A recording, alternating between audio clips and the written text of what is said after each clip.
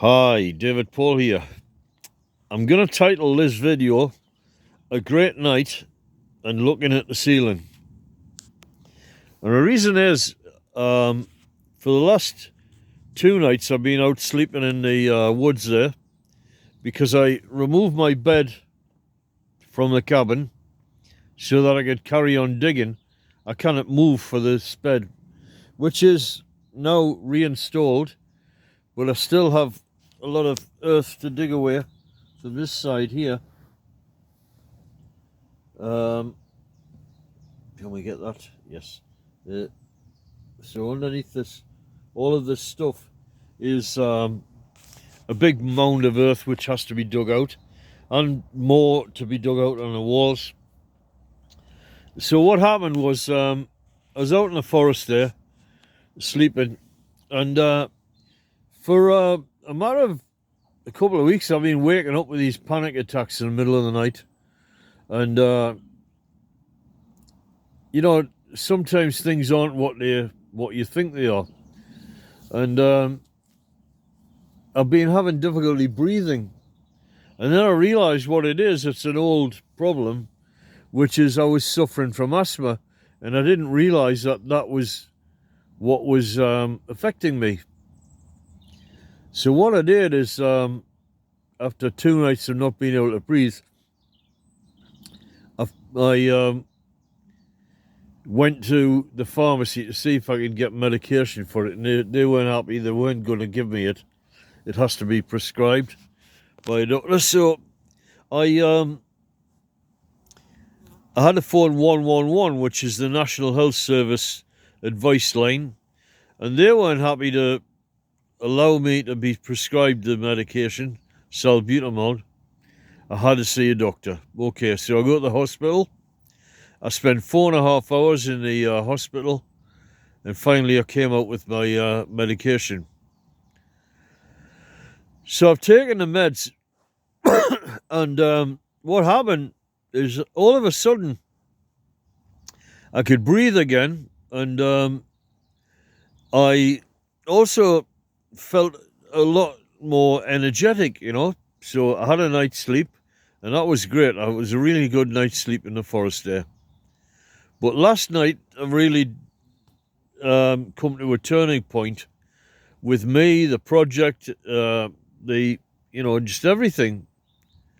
And I brought the bed back in here into the cabin, and as you'll see from the perspective that I'm looking at, we have ceiling height above me. I'm not like I can't reach out and touch the ceiling because I'm at a normal sort of level. So basically, it's not claustrophobic anymore. It's a bit crowded in here. Plus I got all these triffid plants growing up again. But I'll sort that. And each shovel that goes out of here makes the place a better place to be. Now that I woke up this morning and I looked up at the ceiling, and it's just starting to feel like a real home, you know, like something comfortable, a place you can relax in and take it easy, and maybe I should do a lot more of that relaxing and taking it easy than I do, because I tend to work all the time, you know, so I have to just chill sometimes, and I'm doing that at the minute. So anyway, this is my perspective. All these planks are out of line, need to be arranged, but they're not going to be done until the final posts are put in, the logs which I have to bring back from the forest. And I may as well wait. I have to wait until they're in, and then the structure of the ceiling is set, because it's just no good doing it until I've got the structure to put it on. In the centre there, I'm going to go and see if I can buy some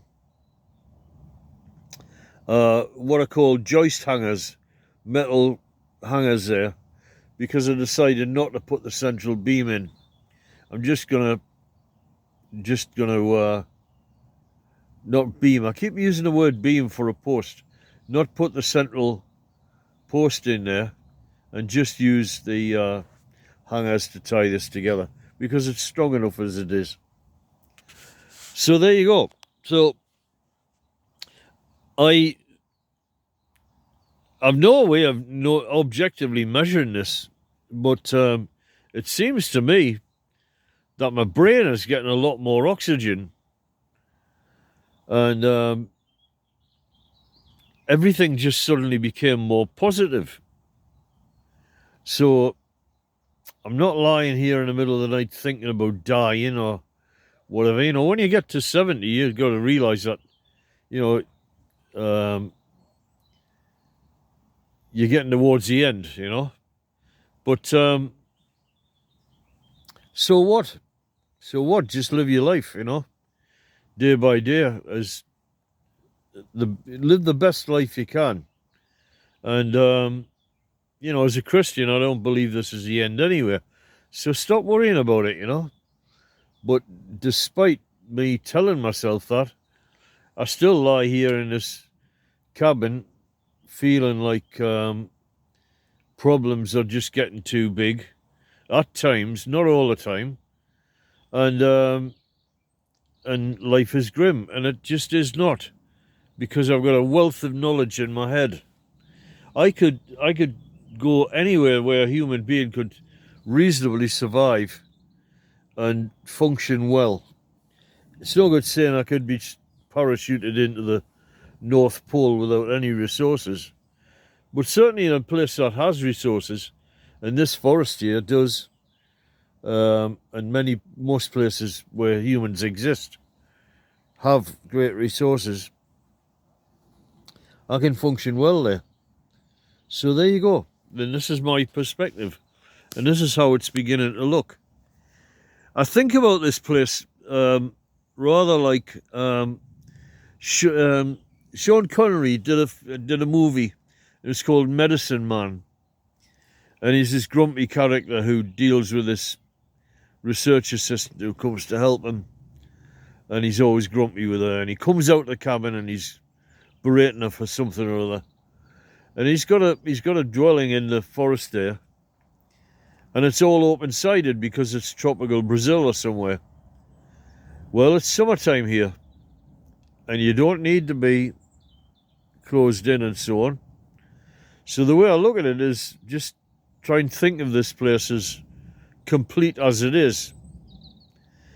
And by the time you start to feel it's inadequate, as the winter's coming on or whatever, well, you'll have it finished then. Otherwise, you start to feel. A Buddhist said to me, I'm not a great one on Buddhism anymore, but he did say that wanting things to be different is part of the problem. And I would say his problem is that he never seemed to want anything different, and he just settled for a very low quality of life. When one is in the midst of abundance, but just not aware of it. The land will produce so much for you, in terms of wood in particular, and materials. And if you didn't have the wood, you can use earth. And if you didn't have the earth, you can use stone. There's always a way. So, going forwards, the plan is just keep digging. Let's set up and have a little quick look round it. So this is where the bed is now. Another 3 inches more digging underneath the bed, and then that's it complete. And then I have to complete the entire area around. Completely dig out everything. Start to push these shelves up against the walls, and then we'll have the full realization of it. The sun is shining. It's a beautiful day. I have to exhaust 2 batteries on my chainsaw, go to the library, charge them up again, So that's the duty every day. You've got to take 2 flat batteries to the library. I need a saw bit of firewood because I'm still cooking on the stove over there. I'm not going to buy any gas because there's no point. I'm only here for another 20. Was it 20? Another 22 days, and then I'm gone. And hopefully, in the next 22 days, I'll have. I can't say the cabin complete, but let's say substantial progress made. Okay, that's long enough for that. Atilago, makita tayo sa kana. See you later. Jesus be with you.